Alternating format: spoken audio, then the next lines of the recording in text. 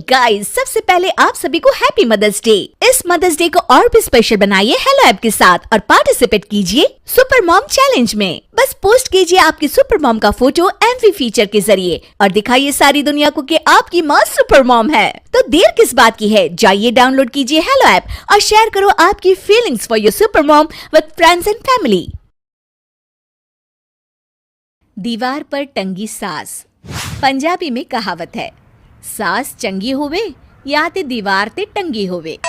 संगीता की शादी भी एक ऐसे ही घर में होती है जहां उसकी सास दीवार पर टंगी होती है। ससुर और पति शादी के पहले दिन उसे सास के फोटो के सामने ले जाते हैं, जहां ससुर जी कहते हैं, बेटा संगीता, ये तुम्हारी सास थी, बहुत नेक और भली, लेकिन थोड़ी गुस्सैल थी। गुस्सा आने पर सब तहस नहस कर देती थी, पर अब ये इस दुनिया में नहीं है। हाँ संगीता, माँ होती तो तुम इनकी कोई बात टाल नहीं सकती थी, वरना तो माँ घर में भूचाल ले आती। संगीता मन में खुश होती है कि अच्छा है कि ऐसी औरत अब इस घर में नहीं है, लेकिन दिखावे के लिए वो जैसे ही सास की फोटो के सामने हाथ जोड़कर खड़ी होती है, ये क्या? सास उसे देखकर मुस्कुराने लगी। संगीता आंखों को मलकर एक बार फिर से देखती है, लेकिन फिर सास के चेहरे का भाव, भंगिमा यानी एक्सप्रेशन बिल्कुल बदले होते हैं। वो अपने पति और ससुर को कहती है, माँ की तस्वीर तो स्माइल कर रही है। ना बेटी, ये कैसे संभव है? जरूर तुम्हें कोई गलती हुई होगी, ऐसा कैसे हो सकता है? लगता है तुम शादी की सारी फॉर्मेलिटी करते करते थक गई हो, तुम्हें आराम की जरूरत है संगीता।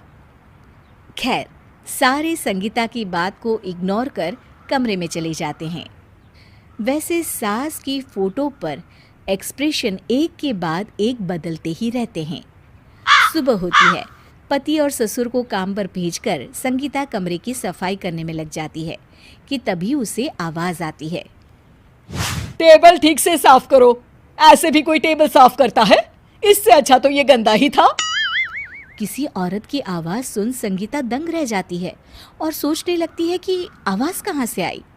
आवाज़ को नज़रअंदाज कर वो फिर से अपना काम करना शुरू करती है, लेकिन इस बार तो आवाज़ बिल्कुल उसके कान के पास से आती है।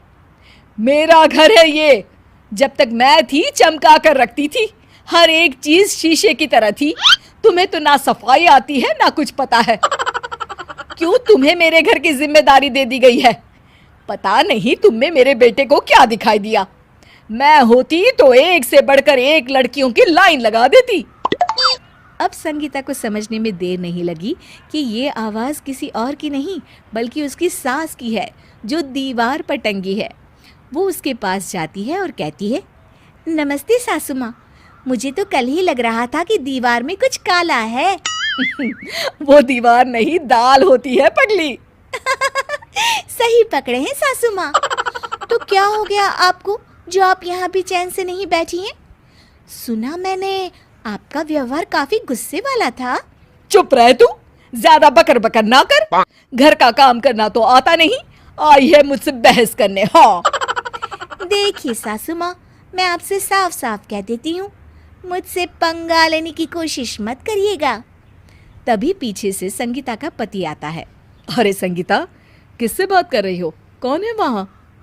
संगीता की सास की फोटो फिर से पहले जैसी हो जाती है। आपकी माँ से कह रही थी कि मुझे काम करना आता।